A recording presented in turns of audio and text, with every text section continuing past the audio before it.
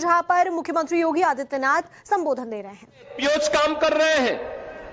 One district one product में यहां का कुजीन एक नई पहचान बना रहा है। यहां का नौजवान जहां कहीं भी जाता है अपनी पहचान बनाता है। और जब मैं यहां के अन्नदाता किसानों की जो भी जैविक प्रोडक्ट है, नेचुरल फार्मिंग के कार्यों को देखता हूं, खासतौर पर पूर्व मंत्री उत्तर प्रदेश सरकार ने मेरे साथ यहां पर पूर्व मंत्री के रूप में श्री दुन्नी भैया ने जो है उनके खेत की उपज जब प्राप्त होती है, रणवेंद्र सिंह दुन्नी जी के खेत से, तो मुझे उसकी जानकारी प्राप्त होती रहती है। बहनों और भाइयों, क्या ये 2017 के पहले संभव था? क्या ये 17 के पहले संभव था? नहीं था, क्योंकि तब न युवा सरकार के एजेंडे के हिस्से थे, न अन्नदाता किसान सरकार के एजेंडे का हिस्सा था, न विकास उनके एजेंडे का हिस्सा था। सिपाही का विकास हो, बाकी सब भाड़ में जाए, और यही लोग करते थे। लेकिन अब मोदी जी के मंत्र के अनुरूप सबका साथ, सबके विकास के भाव के साथ डबल इंजन की सरकार अब विकास के कार्यों को मजबूती के साथ आगे बढ़ाने का काम कर रही है। बहनों और भाइयों, जिन्होंने युवाओं का शोषण किया, छात्रों के सामने अंधकार में जीवन दिया था, पूरी की पूरी पीढ़ी के भविष्य के साथ खिलवाड़ किया था, आज जो समाजवादी पार्टी और कांग्रेस किस प्रकार की घड़ियाली आंसू बहाने का काम कर रही है। हम आभारी हैं प्रधानमंत्री मोदी जी के प्रति, जिन्होंने छात्रों के भविष्य को देखते हुए पिछले 3 दिनों के अंदर बड़े बड़े निर्णय लिए हैं। उन्होंने कहा था, प्रधानमंत्री मोदी जी ने घोषणा की और केंद्रीय कैबिनेट ने कल निर्णय लिया कि छात्रों के भविष्य के साथ खिलवाड़ करने वाले नकल माफिया को कम से कम 10 वर्ष की सजा और 10 करोड़ रुपए तक की फाइन की व्यवस्था करेगी।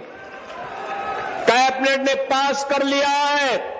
अब सोमवार को देश की संसद में यह बिल आने वाला है। मान करके चलिए, माफिया मिट्टी में मिलेंगे, कोई रोक नहीं सकता माफिया को मिट्टी में मिलने से। ये नकल माफिया, ये कांग्रेस और समाजवादी पार्टी की विरासत है।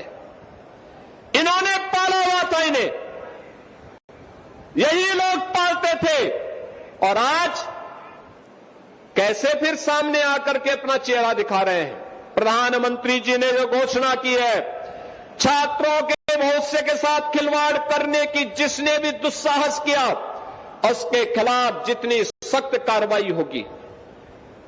नीट की परीक्षा को एक समय सीमा के अंदर करवा करके छात्रों का साल भर खराब न हो, इसके लिए एक समय सीमा पे परिणाम भी दे दिया।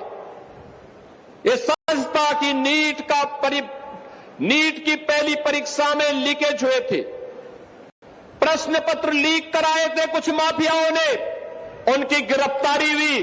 और कल आपने देखा होगा, नेशनल टेस्ट एजेंसी जो थी एनटीए के 37 अधिकारियों को बर्खास्त कर दिया गया। सेवाएं हमेशा के लिए समाप्त, हमेशा के लिए समाप्त।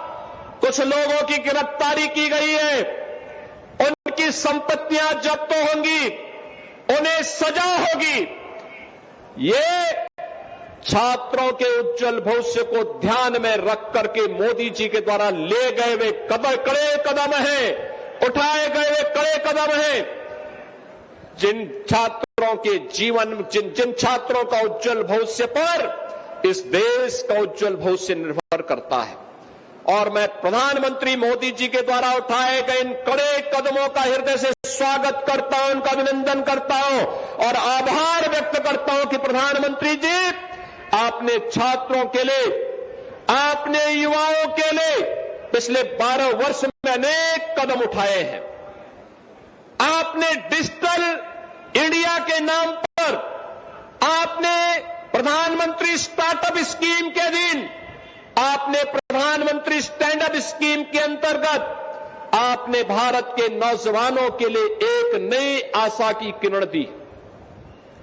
आपने देश के अंदर युवाओं के लिए राष्ट्रीय शिक्षा नीति देकर के भारत का नौजवान अब भारत ही नहीं, केवल घिसी पिटी शिक्षा नहीं, बल्कि नए कलेवर के रूप में नई शिक्षा नीति के माध्यम से वैश्विक जगत में अपनी दाग का लोहा मना सकता है, यह व्यवस्था दी। आज आपके कारण नए भारत में हमारा नौजवान आज अपनी पहचान को जब दुनिया के देशों में देता है तो सीना चौड़ा करके जाता है, दुनिया में उसे सम्मान मिलता है। आज भारत के नौजवान के लिए जीवन के अनेक क्षेत्र खुले हैं। आपने एक वर्ष में 12 लाख सरकारी नौकरी भारत के नौजवानों को दी और 12 वर्ष में देश के अंदर करोड़ों नौजवानों को सरकारी नौकरी देकर के उनके जीवन को उज्जवल भविष्य की ओर अग्रसर किया है।